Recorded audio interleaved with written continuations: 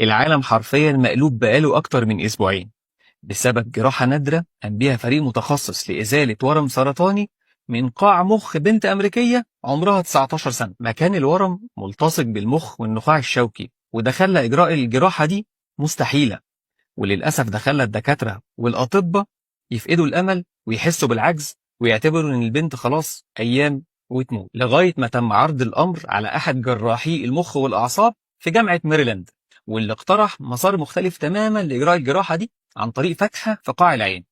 ورغم اندهاش واستغراب كل الأوساط العلمية والطبية وقتها وتحذيرهم من خطورة الجراحة دي على حياة البنت، وقالوا إن نسبة نجاح عملية زي دي ما يعديش 5%، ولكن الجراح نجح في إجراء العملية في 19 ساعة متواصلة، والحمد لله أزال الورم علشان يتسجل مسار الجراحة باسمه ويظهر إن هو الطبيب المصري وجراح المخ والأعصاب الدكتور محمد لبيب، فخر العقول المصرية. وراء كل نجاح وطفرة علمية هتلاقي فكرة مجنونة ولكن بخطوات محسوبة.